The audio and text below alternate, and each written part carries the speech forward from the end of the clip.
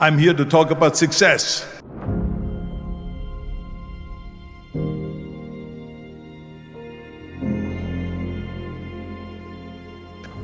The first rule of success is to have a vision. You see, if you don't have a vision of where you go, and if you don't have a goal where you go, you drift around and you never end up anywhere. It's like you can have the best ship in the world, you can have the best airplane in the world. If the pilot or the captain doesn't know where to go, it would just drift around. It would not end up anywhere, or most likely in the wrong place. So I was very fortunate that I stumbled on my vision. I mean, as you know, I was born in 1947 in Austria after the Second World War. And I didn't really like Austria when I grew up.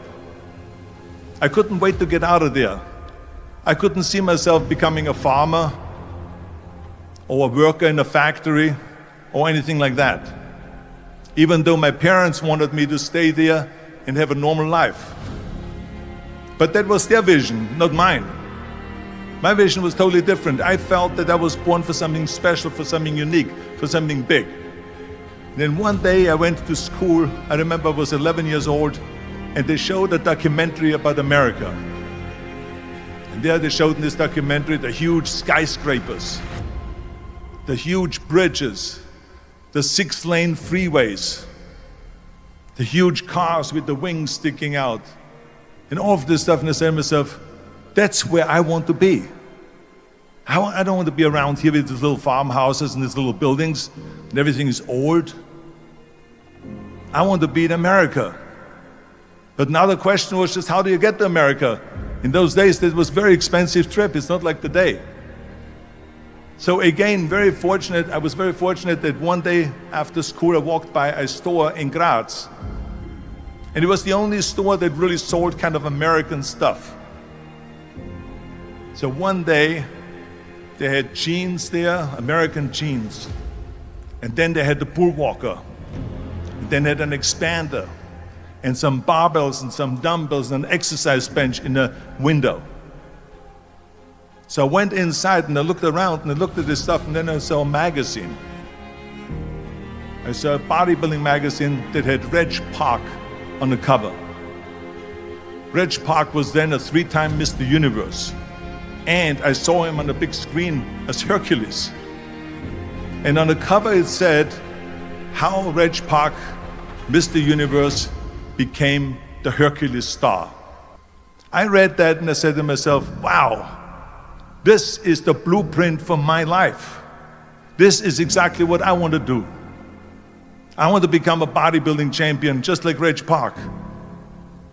I want to get into movies just like Reg Park.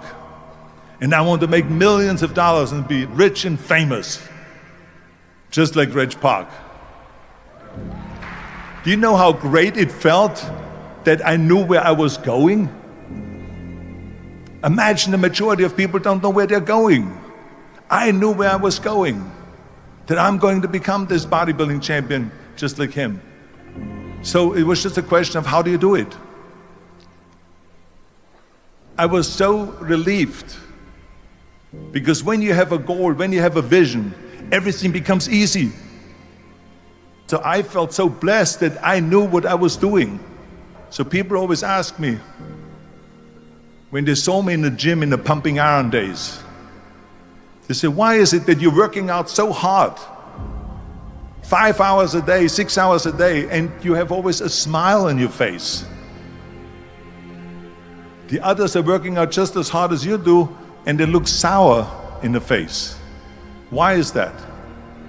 And I told people all the time, I said, because to me, I'm shooting for a goal.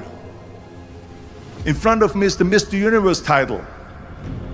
So every rep that I do gets me closer to accomplishing that goal, to make this goal, this vision, turn into reality. Every single set that I do, every repetition, every weight that I lift will get me a step closer to turn this goal into reality. So I couldn't wait to do another 500-pound squat. I couldn't wait to do another 500-pound bench press. I couldn't wait to do another 2,000 reps of sit-ups. I couldn't wait for the next exercise, for the next half hour of posing and all the kind of things that you have to do to be a champion. And this is no different than anything else, what I'm talking about. This is not just about bodybuilding. It was the same in acting. I remember when I was doing Conan the Barbarian. I was crawling on the rocks with a sword in my arm, crawling on all four. And of course, being that it's Conan, I didn't have clothes on or anything like that, right? So I was kind of, my knees were bare, my elbows were bare and everything else, and I'm crawling on the rocks. So after 10 takes, my elbows were bleeding and my knees were bleeding. And the director came to me and he said, "Arnold, I'm so sorry that you have to go through this, but we need one more take, a close-up of you crawling with the sword towards the camera. Can you handle one more take?" And I said to him, "I don't know what you're talking about." He says, "I'm totally fine." He says, "But you're bleeding." I said, "Because I don't feel it, because I can visualize what the scene will look like in a film. And I'm so excited about this scene." And so I had this in my mind. And so this is why it didn't matter if I had to do another 50 takes or 100 takes, no matter how much I bleed on my elbows or my knees. I saw that vision of the perfect scene, and it was an important scene, and I would do it over and over again until we got it. And the same thing is also in politics. I remember that in politics, I had a very clear vision that I will be the leader of California. This is as far as I could go because I was not born in America, so I could not run for president. So being the governor of the fifth largest state, I should say the largest state, the fifth largest economy in the world, was for me really the ultimate title, the ultimate accomplishment in politics. So even though people came up to me and says, "Why don't you go and run for something smaller? You're never gonna make it." So let me tell you something, visualizing your goal and going after it makes it fun. You got to have a purpose no matter what you do in life. You got to have a purpose. So that's rule number one, have a vision. Rule number two is, don't listen to the naysayers. Don't listen to the naysayers.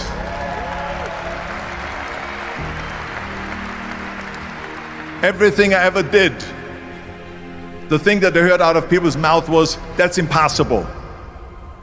That can't be done." Or no. So whenever someone said to me, "It can't be done," I heard, "It can be done." When they said no, I heard yes. And when they said it's impossible, I heard it is possible. Because I am a strong believer. I'm a strong believer of what Nelson Mandela said, that everything is always impossible until someone does it. Well, I'm going to be the one, I said to myself, I'm going to do it and I'm going to show it to them. Maybe it has never been done before. That's perfectly fine with me. But I'm going to do it. And I did not listen to the naysayers. So they all say it's impossible. I said, why is it impossible? He says, because look at how big you are. You weigh 250 pounds. Hercules bodies and muscular bodies weighing 20 years ago. And then they told me, says, and your accent, even if you reduce all your body weight and everything and have a normal body, your accent. I said, your accent, I mean, it will go give people goosebumps. With the German accent, it will get people the creeps. They will get scared. Now that's very encouraging, isn't it? But you know something? I didn't give a shit. I didn't. Because I believed that I can be a leading man. And I looked back again and learned from what I learned in sports. It's all about the hard work that you put in. I said to myself, in bodybuilding, I worked out 5-6 hours a day. I'm going to do the same thing now for acting. And of course, I went to college to study English. I studied voice, accent removal, acting classes, and all of this stuff, all day long. I worked and I worked and I worked. And then all of a sudden, I was asked by Dino De Laurentiis and by Universal Studio, the biggest studio, to star in Conan the Barbarian. And after I did Conan the Barbarian, the director at the press conference said to the press, he said to the press, if we wouldn't have had Arnold, we would have had to build one. So think about that. The very body that they said can never be sold because the time is wrong. A few years later, I'm doing Conan the Barbarian, and it was the #1 hit at the box office when it came out in the summer of '82. Think about that. And the director says, if we wouldn't have had his body, we would have had to build one. So all of a sudden, my body became an asset, not a liability. And the same thing was with Terminator. After we were finished filming Terminator, Jim Cameron said to the press, if Arnold wouldn't have had that accent and talked like a machine, I think the movie wouldn't have worked. So think about that. The body and the accent that they attacked was an asset. But I didn't listen to those losers. I didn't listen to them at all. Because that's exactly the way it was in politics again, when everyone said no, no, no, and it can't be done, and then became governor of California. And this is with everything like that. This is just the reality of it, is that you cannot listen to the naysayers. So this is a very important lesson for all of you. So when someone says, no, this is a stupid idea, you in your mind, you don't have to say it, but in your mind just say to yourself, fuck you, you're an asshole. What do you know? So you got to work hard.